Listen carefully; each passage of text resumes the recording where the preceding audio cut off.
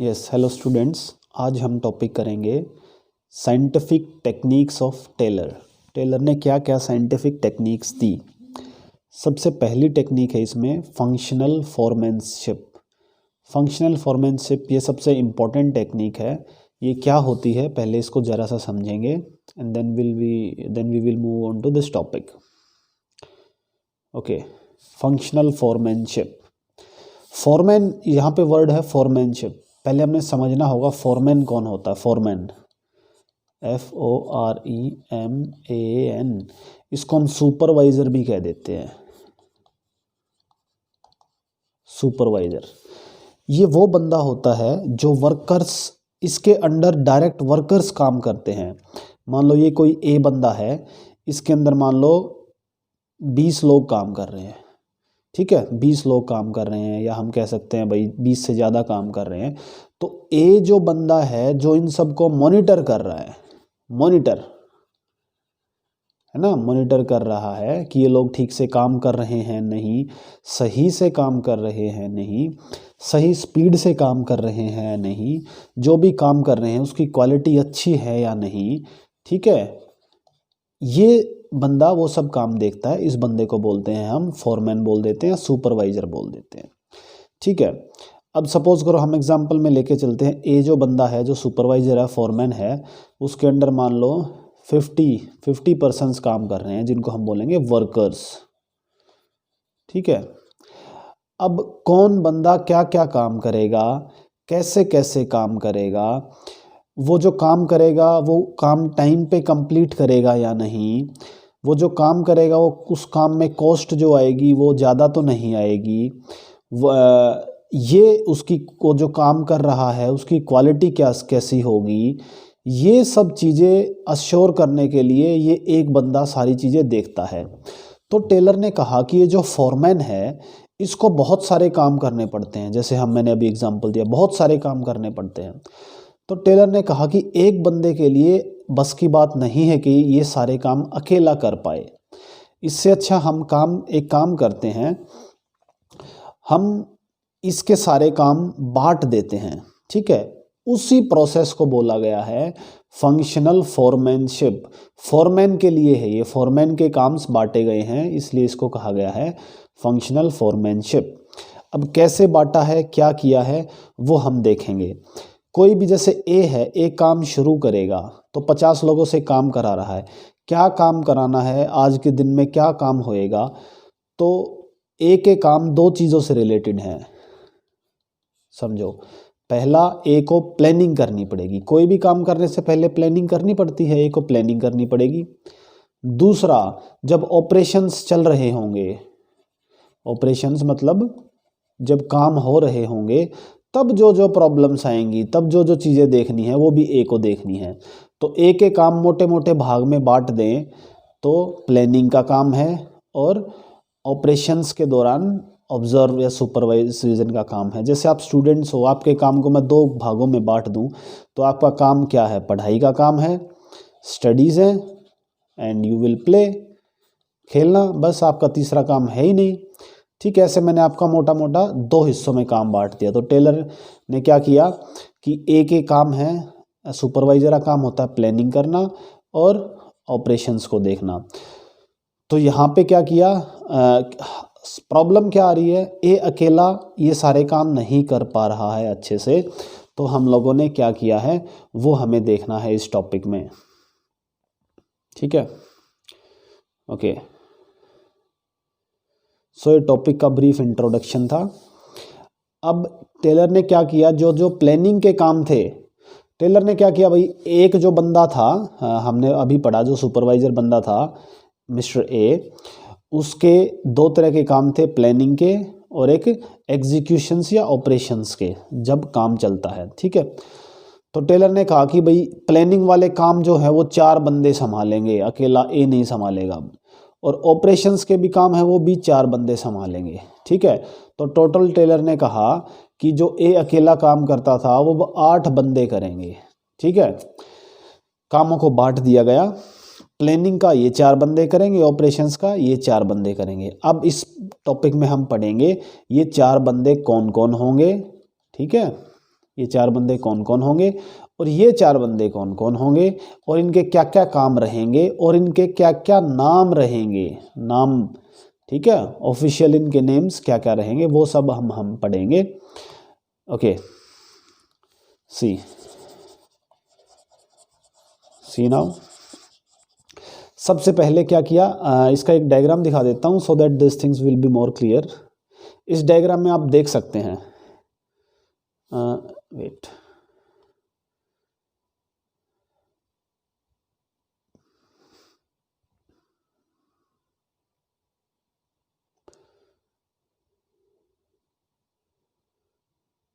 Yes, इस diagram में आप लोग देख सकते हैं जो वर्कर है यहाँ पे,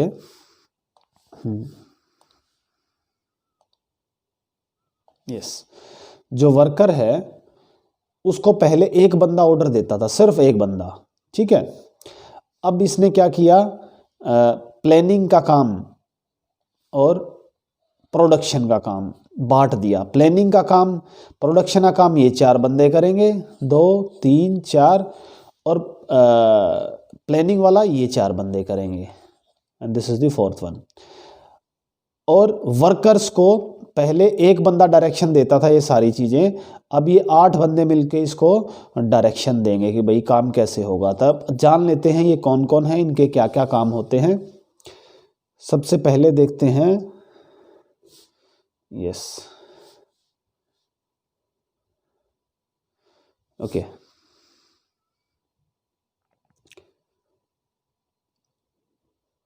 सबसे पहले देखते हैं प्लानिंग में। प्लानिंग में जो पहला बंदा है उसका नाम रखा है इसने रूट क्लर्क।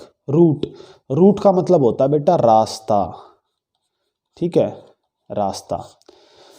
रूट क्लर्क ये बताएगा, ये फॉर्मैन का काम रहेगा कि सीक्वेंस ऑफ स्टेप, काम कैसे कैसे होना है, ठीक है। सपोज करो हमारे पास 3 मशीनें हैं, A B C, तो ये रूट क्लर्क बताएगा कि पहले जो सामान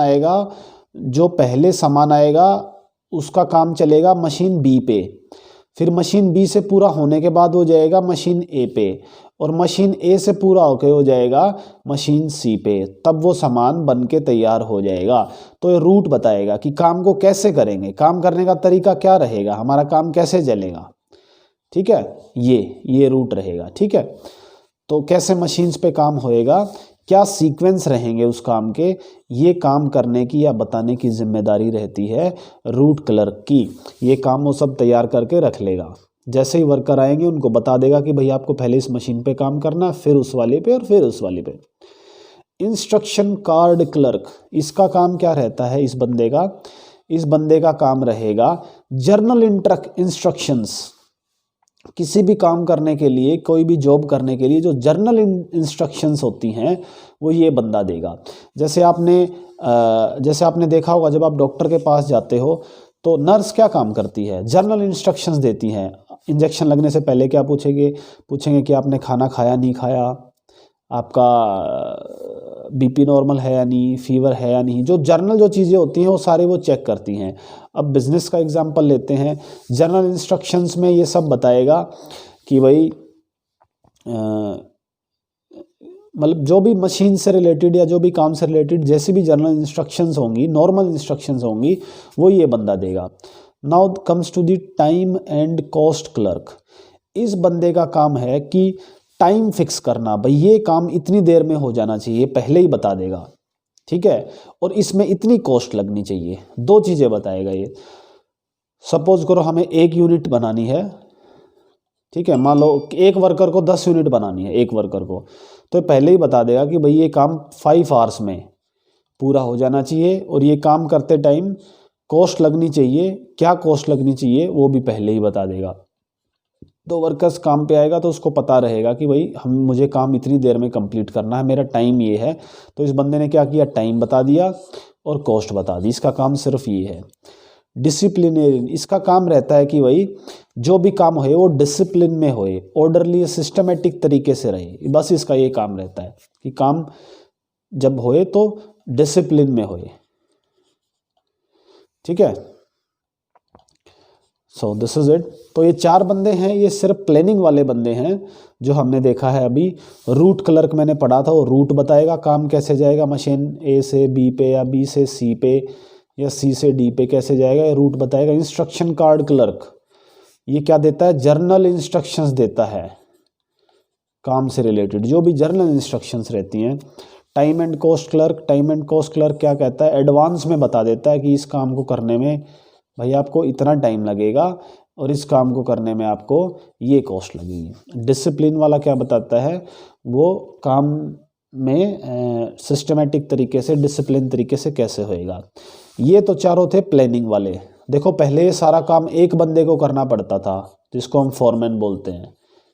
पहले सारा काम एक बंदे को करना पड़ता था, एक बंदे के लिए ये सारी चीज़ मैनेज करनी मुश्किल हो गई थी, इसीलिए टेलर ने कहा कि भाई एक से नहीं होता, आप सब ज़्यादा लोग आओ।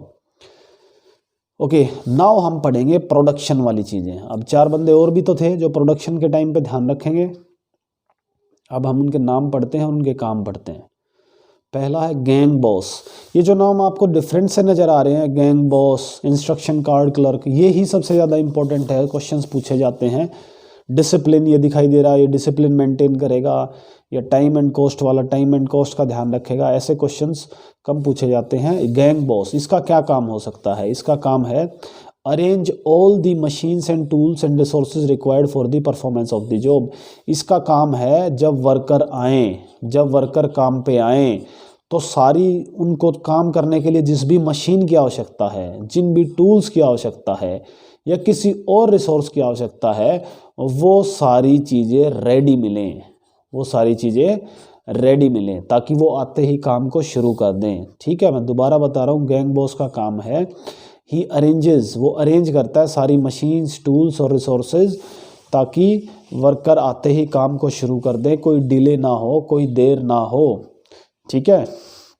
स्पीड बॉस, नाम से ही पता लग रहा है, ये ध्यान रखेगा कि वर्कर सही स्पीड से काम करते रहें। अगर सही स्पीड से काम करते रहेंगे तभी तो टाइम पे काम कंप्लीट होगा।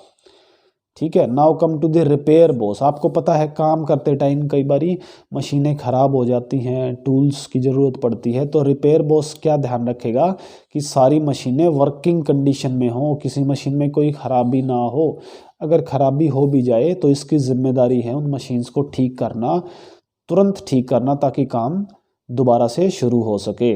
इंस्पेक्टर, इंस्पेक्टर का काम क्या होता है, ये ध्यान रखना। इंस्पेक्टर का काम होता है क्वालिटी कंट्रोल। ये चेक करेगा कि वर्कर्स जो काम कर रहे हैं उनकी उस काम की क्वालिटी क्या है। ठीक है, जैसे शूज़ बना रहे हैं वर्कर, जूते बना रहे हैं, ठीक है, तो ये चेक करता रहेगा कि भाई जो जूते बन रहे हैं उनकी क्वालिटी अच्छी है भी नहीं।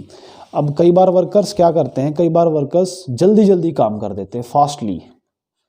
ठीक है, आपने घर पे भी देखा होगा, कई बार मम्मी जब बहुत जल्दी खाना बना देती है तो उस खाने की क्वालिटी अच्छी नहीं रहती, वो स्वाद नहीं रहता। इसी प्रकार से वर्कर कई बार फास्टली काम कर देते हैं, फास्टली काम कर देते हैं तो जो भी वो काम करते हैं उसकी क्वालिटी अच्छी नहीं रहती। तो अच्छी क्वालिटी रहे काम की, ये देखना किसकी जिम्मेदारी है, इंस्पेक्टर की। तो बेटा ये 8 लोग हैं। अब पहले क्या था, एक जो सुपरवाइज़र था मिस्टर ए, वो 8 के 8 काम करता था। अब हमने क्या किया, प्लानिंग के काम को बांट दिया और प्रोडक्शन के काम को बांट दिया। प्रोडक्शन कह लो या ऑपरेशंस कह लो। प्लानिंग में 4 बंदे दे दिए, प्रोडक्शन में 4 बंदे दे दिए। ठीक है। सो हमने क्या किया, फंक्शंस के हिसाब से काम को बांट दिया।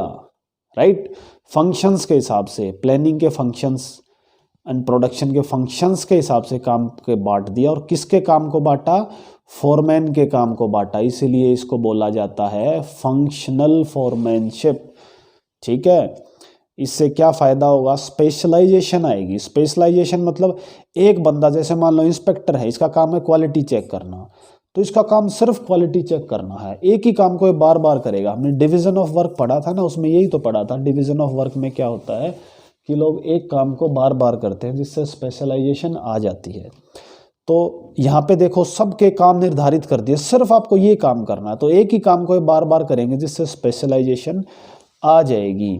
ठीक है, डिवीज़न ऑफ वर्क वाले प्रिंसिपल को ध्यान करो, उसी प्रिंसिपल से रिलेटेड है ये, काम को कैसे बांटा। सो तो this was the functional foremanship, ये पहला मेथड था, पहली टेक्निक थी साइंटिफिक मैनेजमेंट की।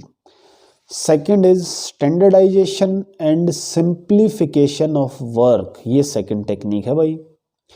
स्टैंडर्डाइजेशन, ये कह रहा है स्टैंडर्डाइजेशन होना चाहिए। स्टैंडर्डाइजेशन का मतलब है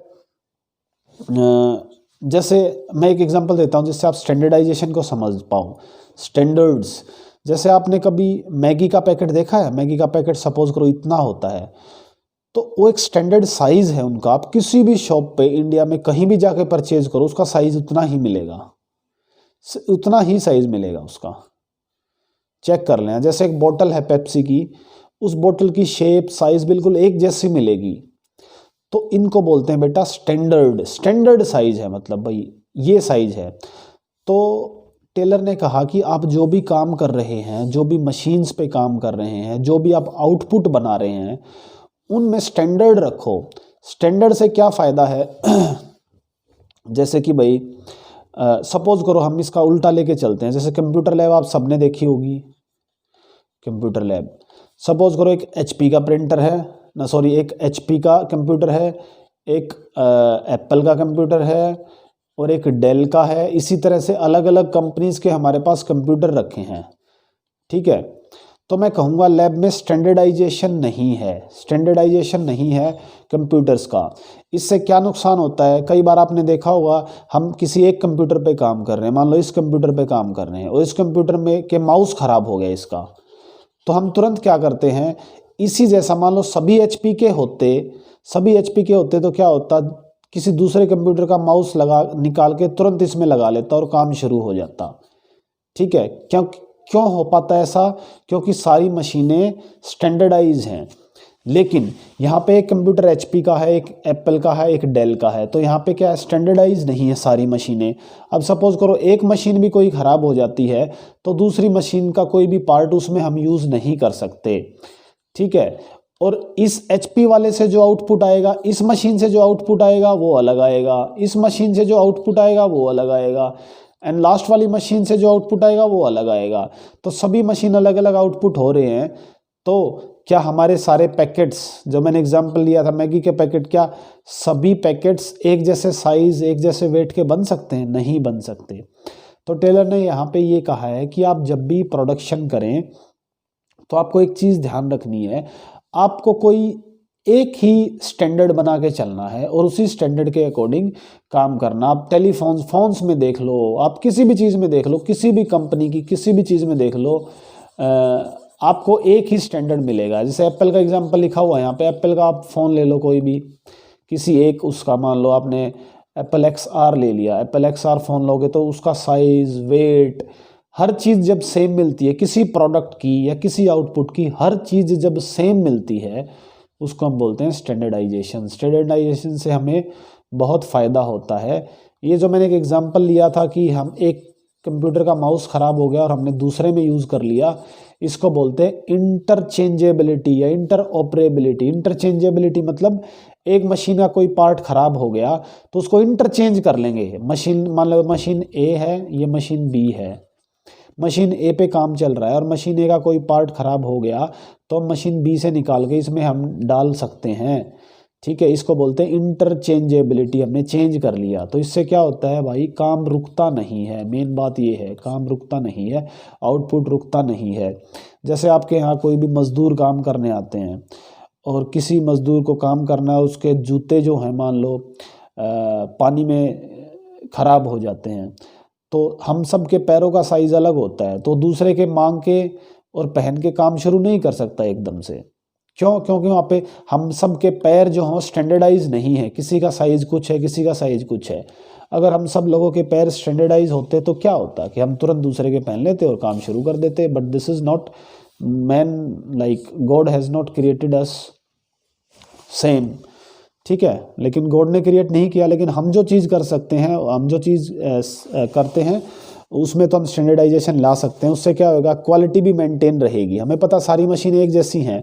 अब यहाँ पे एप्पल का जो कंप्यूटर है वो ज़्यादा अच्छे से काम करेगा, उसकी क्वालिटी अच्छी आएगी। डेल का है उसकी थोड़ी कम आएगी, HP की है उसकी थोड़ी सी उससे ज़्यादा आएगी। तो क्या होगा, क्वालिटी सबकी मिसमैच हो रही है ना। लेकिन एक जैसी मशीनें होती, सभी एप्पल के होते मान लो, तो उनकी क्वालिटी क्या होती, क्वालिटी का भी फिर एक ही स्टैंडर्ड रहता। क्वालिटी का एक ही स्टैंडर्ड है ना, मतलब सबकी क्वालिटी एक जैसी ही रहती। I said you something, simplification, emphasis on elimination of unnecessary. उसमें दो टर्म थी, one is standardisation, other is simplification. काम को सिंप्लीफाई करो। सिंप्लीफाई का मतलब है कि आप बहुत, एक एग्जांपल देता हूं सिर्फ आपको। सपोज करो, इसने भी एग्जांपल दे, एक फ्रूट सेलर है एक फ्रूट सेलर है, वो बजाय कि 200 तरह के फ्रूट बेचे, बजाय कि 200 तरह के फ्रूट्स बेचे, ठीक है, वो कह रहा है कि आप 200 से कम कर दो ना उसको, 32 तरह के फ्रूट्स बेच लो, जिससे आपको ध्यान भी रहेगा। जैसे कोई वेजिटेबल सेलर है, आपने देखा होगा वेजिटेबल सेलर कई क्या करते हैं, कोई बस ऑनियन ही बेचता है, ट्रैक्टर लेके घूमता है, ओनली ऑनियन बेचेगा। उसने अपने काम को सिंप्लीफाई कर लिया ताकि वो उस पर ज़्यादा ध्यान दे सके। कुछ लोग क्या करते हैं, थोड़ा थोड़ा थोड़ा थोड़ा थोड़ा थोड़ा हर तरह की सब्जी रखते हैं, उसमें क्या होता है, उनका टाइम ज़्यादा वेस्ट होता है, हर चीज़ पे उनको फोकस करना पड़ता है फिर हर तरह की। तो टेलर कहता है आप काम को ना सिंप्लीफाई करो, मतलब आप 50 तरह के प्रोडक्ट बना रहे हो, तो 50 तरह के प्रोडक्ट मत बनाओ मेरे भाई, 50 तरह के साइज बना रहे हो तो मत बनाओ, ऐसा मत करो, आप ना कम कर दो, आप केवल 5 तरह की प्रोडक्ट बनाओ, ठीक है, जिससे आपका काम सिंप्लीफाई हो जाएगा, जिससे आप ज़्यादा ध्यान दे पाओगे उस काम पे, ठीक है।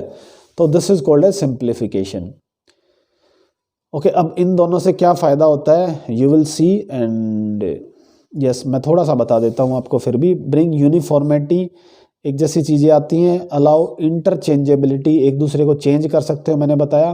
क्वालिटी स्टैंडर्ड सेट कर सकते हो, ठीक है। Setting standard for every business activity, her activity का स्टैंडर्ड सेट कर सकते हो स्टैंडर्डाइजेशन के थ्रू, चाहे वो इनपुट है, चाहे वो आउटपुट है, साइज है, कुछ भी है। So you will C. Third is work study. Work study, क्या पता लग रहा है इस चीज़ से हमें? स्टडी का मतलब पढ़ना समझना, वर्क मतलब काम। काम जब हो रहा है उसको समझना, ठीक है। काम करते टाइम बहुत सारी समस्याएं आती हैं, उन सारी समस्याओं को समझना, जिससे कि काम क्या हो सके, मैक्सिमम प्रोडक्शन हो सके और मिनिमम कॉस्ट आए। मैक्सिमम प्रोडक्शन और मिनिमम कॉस्ट, इसको क्या बोलते हैं, फर्स्ट चैप्टर में पढ़ा था, एफिशिएंसी। एफिशिएंसी में क्या पढ़ा था हमने, मिनिमम कॉस्ट। बस मैं रिकैप करा रहा था। ओके, वर्क स्टडी मतलब काम जो हो रहा है उसको पढ़ो। इसके अंदर 2-3 चीज़ें हैं काम को पढ़ने के लिए। सबसे पहली चीज़ है फटीग स्टडी। फटीग बोलते हैं बेटा इसको बोलते हैं थकावट। पहले क्या होता था, मान लो किसी का काम, किसी आपके घर में भी सब ऑफिसेज में जाते होंगे, पहले भी लोग काम पे जाते थे, तो क्या होता था, मान लो किसी को 9 से 5 बजे तक काम करना है, सुबह 9 से शाम को 5 बजे तक, तो उनको बीच में ब्रेक नहीं मिलता था, ब्रेक नहीं मिलता था, ठीक है। जैसे आपको अभी स्कूल में ब्रेक होता है, कॉलेजेस में भी ब्रेक मिलता है, लेक्चर्स के बीच में भी ब्रेक मिलता है, ऐसे उनको ब्रेक नहीं मिलता था और वो लगातार काम करते थे। लगातार काम करने से क्या होता था, वो थक जाते थे, बहुत ज़्यादा थक जाते थे। अब कोई थक गया आदमी तो वो क्या करेगा, आउटपुट उसका अच्छा रहेगा या खराब रहेगा? आउटपुट उसका अच्छा नहीं रहेगा, स्पीड उसकी कम हो जाएगी। तो टेलर ने कहा कि भाई आप लोग ऐसा मत करो, जब भी काम होता है उस काम में जब लोग थक जाते हैं तो उनको प्रॉपर रेस्ट दो, रेस्ट दो, और रेस्ट देने के बाद फिर दोबारा काम कराओ, ठीक है।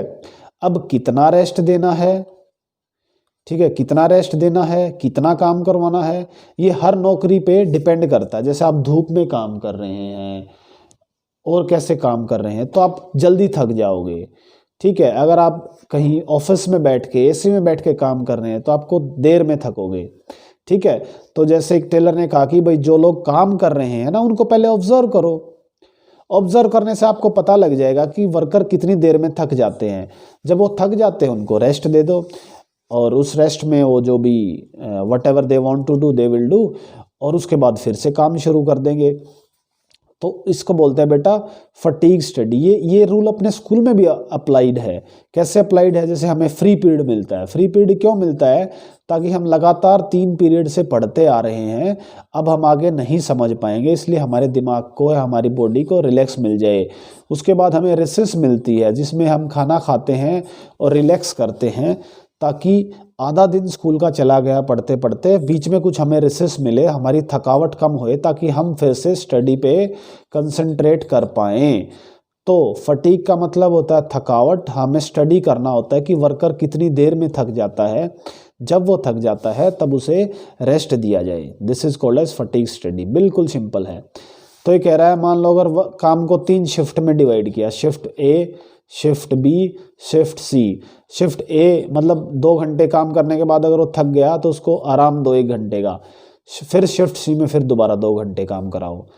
तो नौकरी पे कितनी देर रहा बंदा, 2 + 2 4 + 1 5 घंटे। 5 घंटे में उसने 1 घंटा रेस्ट किया। पहले क्या होता था, 5 के 5 घंटे काम करते थे, जिससे उन्हें रेस्ट नहीं मिल पाता था, थकावट ज़्यादा हो जाती थी और आउटपुट कम हो पाता था। यहाँ पे उसने काम तो 4 घंटे किया और 1 घंटे रेस्ट किया, लेकिन फिर भी यहाँ पे आउटपुट ज़्यादा रहेगा क्योंकि वर्कर्स थके ही नहीं। जब भी वो थके उन्हें रेस्ट मिल गया। तो ये एक एग्जांपल था। फटीग स्टडी से कीवर्ड है रेस्ट इंटरवल्स, बीच बीच में रेस्ट देना, ड्यूरेशन ऑफ वर्क रेस्ट, ये सब से आपके स्टडी करेंगे तब हम समझेंगे। Okay, method study. कोई भी मेथड का मतलब होता है तरीका। तरीका भाई, कोई भी काम करने के बहुत सारे तरीके हो सकते हैं। जैसे मुझे रोहतक से दिल्ली जाना है, तो रोहतक से दिल्ली जाने के बहुत सारे तरीके हैं, मेथड्स हो सकते हैं। बाय बस भी जा सकता हूँ, बाय ट्रेन भी जा सकता हूँ, बाय पर्सनल कार भी जा सकता हूँ, बाय साइकिल भी जा सकता हूँ। तो ऐसे ही टेलर कहता है काम करने के बहुत सारे तरीके होते हैं, हमें सभी तरीकों को देखना है और उसमें से जो बेस्ट तरीका है या बेस्ट मेथड है उसी मेथड से काम करना है। बेस्ट मेथड से काम करना है। बेस्ट मेथड से काम करेंगे तो क्या होएगा, दिमाग में एक चीज़ याद रखना, बेस्ट मेथड से किसी भी मैनेजमेंट में कहीं भी आप मैनेजमेंट प्रिंसिपल लगाओगे तो उससे क्या होएगा, आउटपुट मैक्सिमम, ये लिख देना है, और कॉस्ट मिनिमम। ठीक है, तो क्या होगा, बेस्ट तरीका या बेस्ट मेथड आप यूज़ करोगे तो क्या होएगा, आपका ये बेनिफिट मिलेगा आपको। एग्जाम्पल दिया इसने कि मान लो कोई शूज़ बनाने की कंपनी है।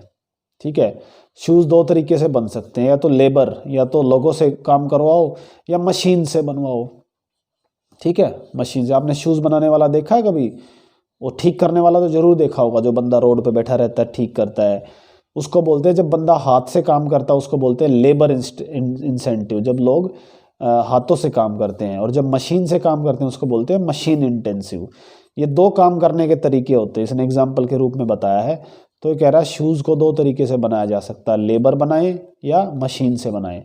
तो हमें चेक करना है, हमें इसमें मेथड में ज़्यादा फ़ायदा हो रहा है, इस मेथड में ज़्यादा फ़ायदा हो रहा है। जिस भी मेथड में ज़्यादा फ़ायदा हो रहा है हम उसी मेथड को चूज़ करेंगे। ठीक है, next is time study. Time study, time study ये बताता है कि किसी भी काम को करने में एक स्टैंडर्ड टाइम कितना लगता है, स्टैंडर्ड एवरेज टाइम। ठीक है, और उससे क्या फ़ायदा होता है, हमें उससे क्या फ़ायदा मिलेगा। भाई हमने डिसाइड कर लिया कि एक बंदे को एक दिन में 10 यूनिट बनानी है। ठीक है, अब हमें पता है 1 यूनिट बनाने में मान लो 30 मिनट्स लगती हैं। तो यहाँ से साफ पता लग रहा है कि हमें 10 यूनिट बनाने में 5 आवर्स लगेंगे। तो ये 5 आवर्स जो हैं, ये है 5 आवर्स जो हैं ये स्टैंडर्ड टाइम। स्टैंडर्ड टाइम, अब कैसे पता लगेगा क्या स्टैंडर्ड टाइम है? हर काम को करने में अलग अलग टाइम लगता है। टेलर कह रहा है कि भाई जब काम शुरू होता है तो आप वर्कर्स को ऑब्जर्व करो, स्टॉप वॉच लेके खड़े हो जाओ। स्टॉप वॉच सबने देखी होगी ना, जब वो पहली मान लो 1 यूनिट बनाना शुरू करें, 1 यूनिट बनाना जब शुरू करें, जब स्टॉप वॉच ऑन कर दो और जैसे 1 यूनिट बन के शुरू हो जाए तुरंत ऑफ कर दो, तो उससे हमें पता लग जाएगा कि 1 यूनिट बनाने में कितना टाइम लगता है। जैसे मेरे एग्जांपल में 30 मिनट्स लगती हैं, तो 30 मिनट्स को टेलर कह रहा है इस 30 मिनट को स्टैंडर्ड टाइम मान लो भाई, ये स्टैंडर्ड टाइम है।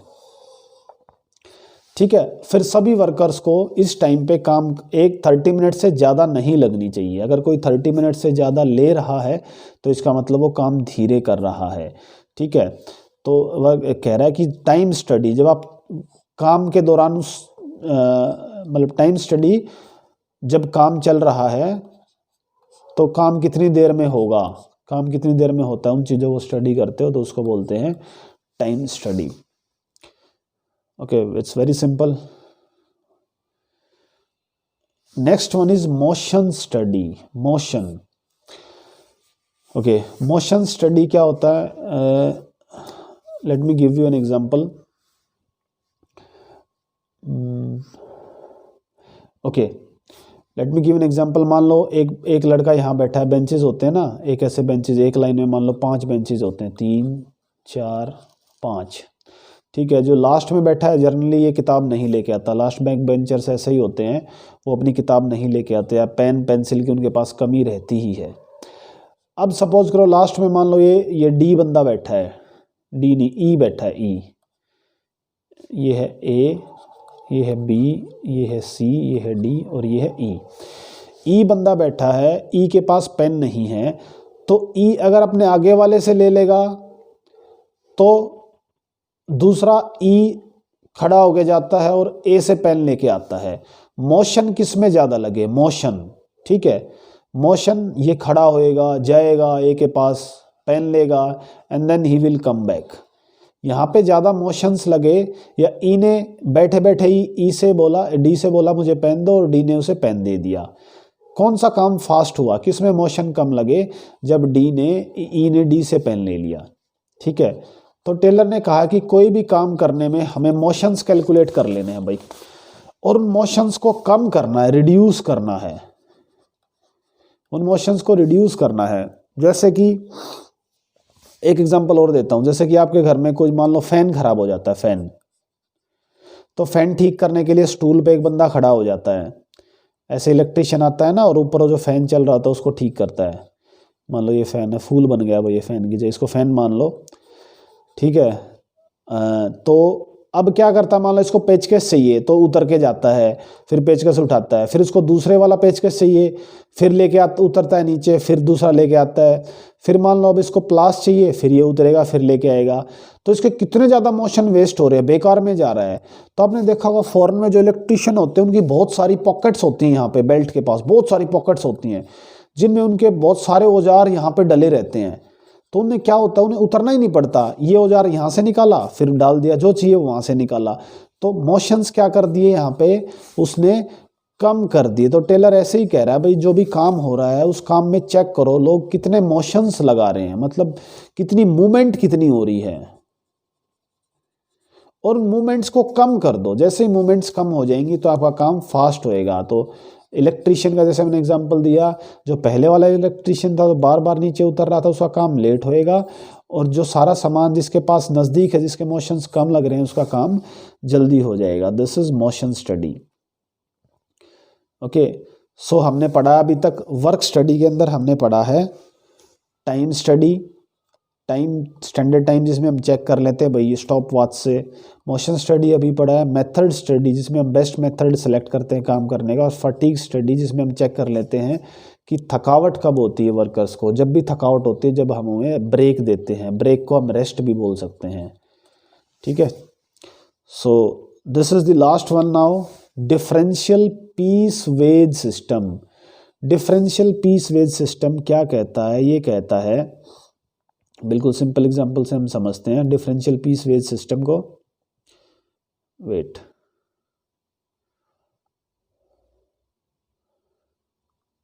Okay,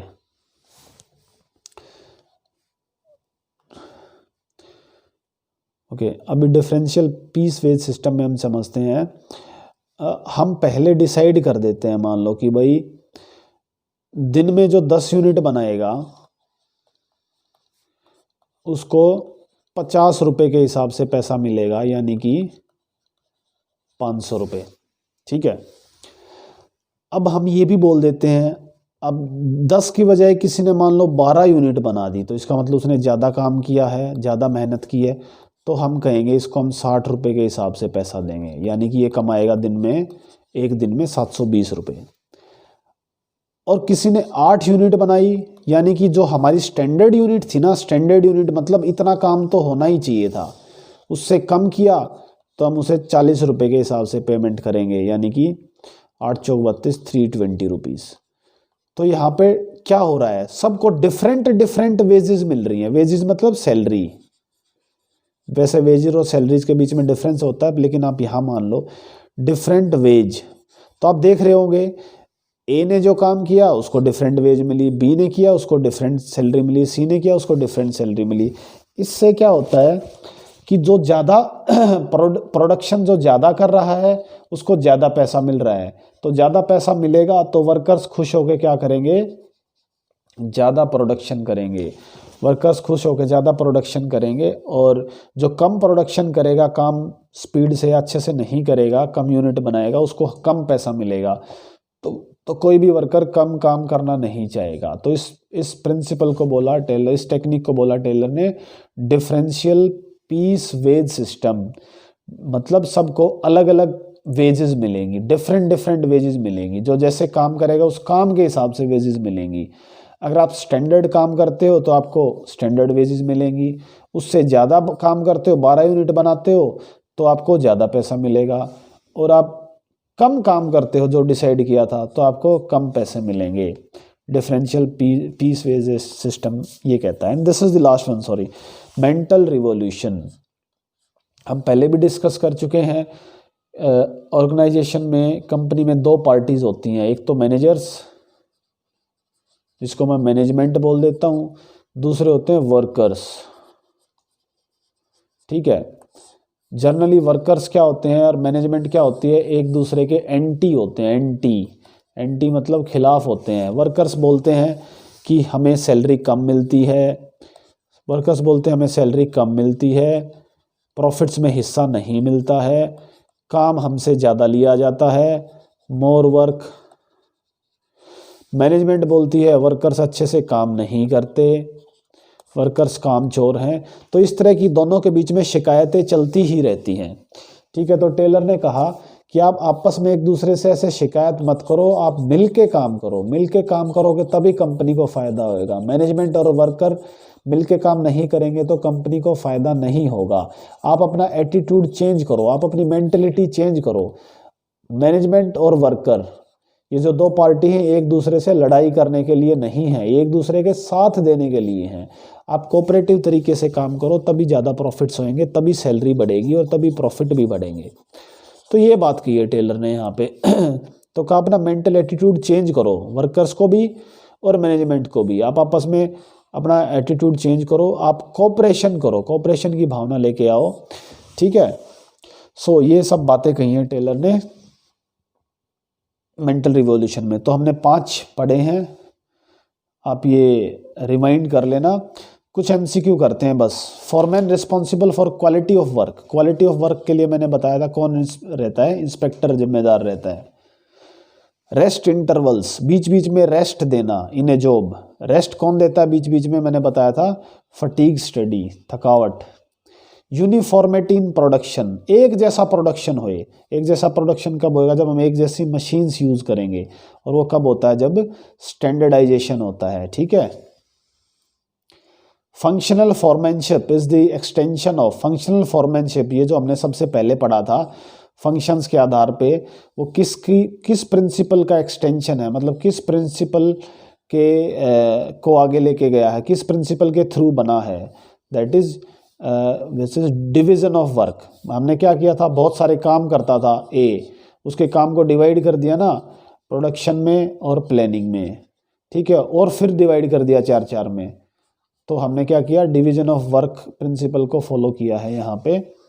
this case study you will do on your own. In next class we will do the case studies, and this is enough for today's class. जो हमने आज भी सारी टेक्निक्स पढ़ी हैं,